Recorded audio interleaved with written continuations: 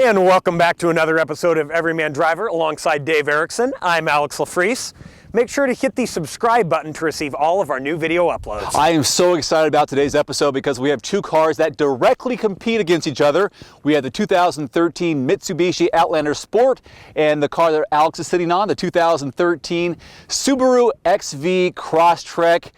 Boy, it's going to be fun. Dave, we're going to tell you everything we like about these vehicles, what we don't like, engine, performance, rear leg room, ride and handling, and finally, Dave, which one of these we would actually choose. Thanks so much for watching. Everyman Driver starts now.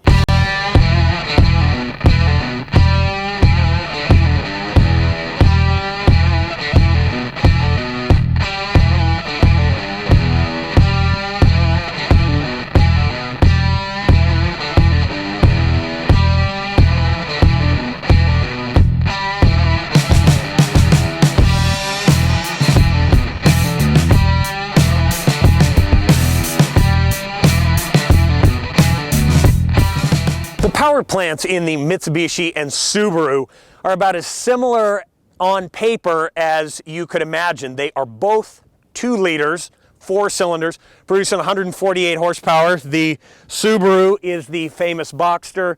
Mitsubishi is a more standard inline 4-cylinder. Now, they're also both paired to CVTs, but that's where the similarities end. The Subaru's engine absolutely feels better.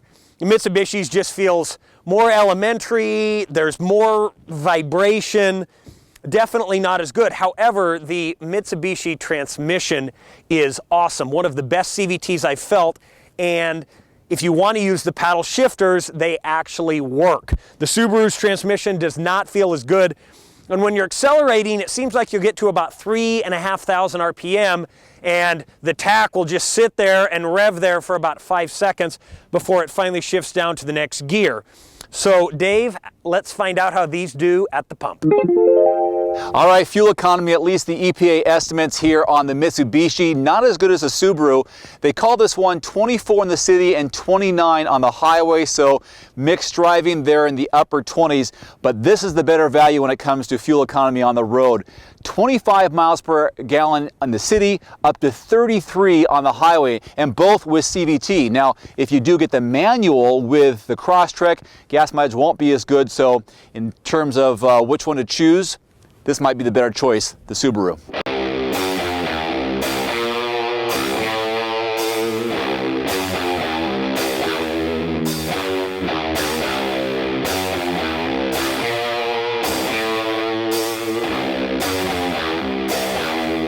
Talk about the ride and handling. It's slow. It's just, I don't know. I don't want to get up to speed. I know it's a smaller engine, but the engine says, don't push me too hard. No, absolutely. Other engines in this class don't have any more horsepower, you know, right around 150, but they feel better than this. This engine feels dated. It feels like it's working. You're getting a lot of vibration through the steering wheel, vibration through the gas pedal. You just can tell that it's not as refined as you know, as something like an EcoBoost from Ford, or you know, a 4-cylinder Boxer from Subaru. Some of these engines that just are really well thought out. The steering in this is good enough. You know, electronic, comparable with most of the other stuff out there. But yeah, there is just an overall refinement that is missing. The ride is good, suspension's pretty good. I think this car would do fine off-road, but it's like this car just needs one more generation of refinement to really get this down. It's a competitive segment. You have the Ford Escape, you've got the Subaru, the now XV Crosstrek, which is very competitive, and even the Nissan Juke. Yeah, you know, this is going to be on the cheaper end of the segment. Not by a ton, but with several of these cars by, you know, a couple $1,000, $2,000 or $3,000, which, hey, when you're only paying, you know, 18 to 23, say, for a car, that's a decent amount. That being said, for me, the extra $2,000 or $3,000 to get, you know, the quality and refinement you're going to get in, say, a Ford or a Subaru is worth it.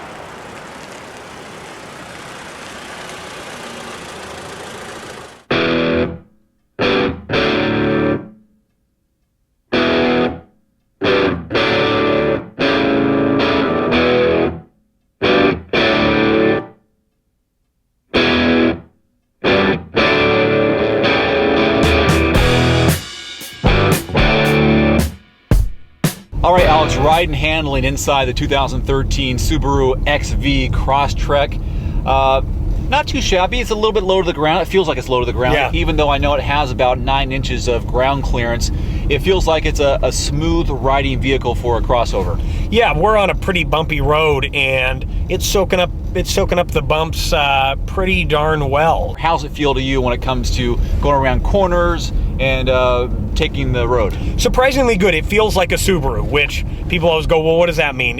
If you drive enough of them, you just start to figure it out. It's not a bad feel at all, but Subarus sort of have a feel to the steering and the suspension and the chassis, but feels really good. It feels a lot like an Impreza, surprise, surprise, because that's what this car's based on, same engine.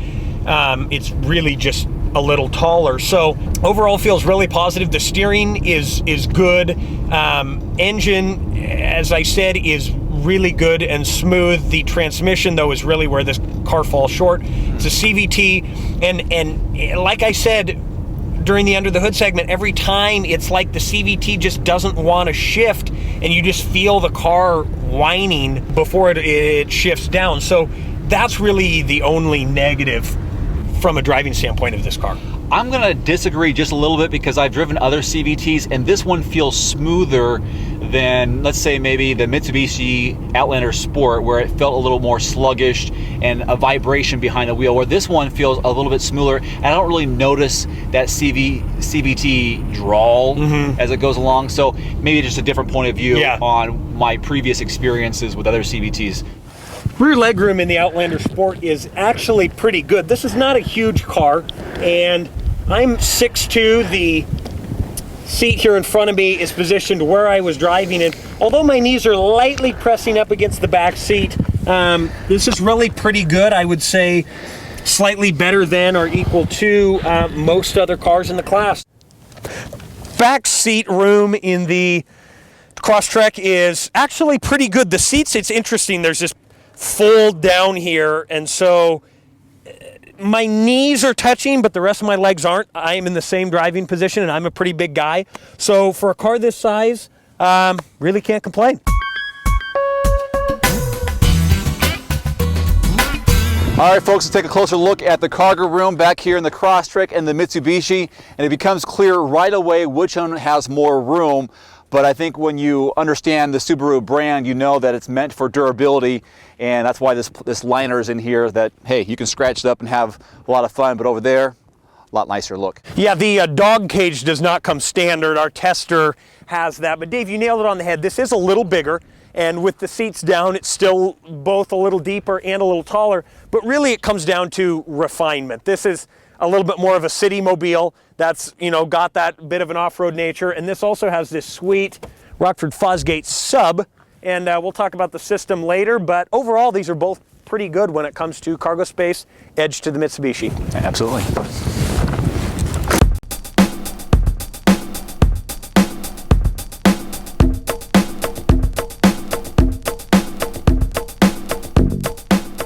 So the MSRP here on the 2013 Subaru Crosstrek XV, we're looking at $22,500 for the premium, a few extra grand for the limited. Right here on the Mitsubishi, you can get it as low as $19,000, and for the highest trim level, as we have tested here, $23,600. So let's talk about some pros and cons, beginning with the Mitsubishi. Well, obviously the Mitsubishi across the scale is going to be a little bit more affordable. Which is great. You know, I think it's really good looking. The Mitsubishi, to me, it has more bells and whistles, but it's not as good a car to begin with. The Subaru, on the other hand, is the better car to begin with, but you're going to pay for it, you know, to get the bells and whistles. And even the Subaru, as decked out as you can get it, still doesn't have quite the goodies on paper that the Mitsubishi does. Now, I really like the size and feel of this vehicle. I don't think the engine and performance is to my liking. A little sluggish, but I really love the way the Subaru handles. Yeah. And it's got a smoother ride to me. Not as many bells and whistles, like you said, but we do have the top trim level here on the Mitsubishi. So I'm a little torn because this looks like a bigger, bolder vehicle, but when it comes to Subaru, that badge really carries a lot of weight, and I would go with the Subaru, personally. Yeah, Dave, I would go with the Subaru as well. And I commend Mitsubishi because they're getting closer. Before, especially amongst car guys, it was like you either wanted the Evo from Mitsubishi or you didn't want a Mitsubishi.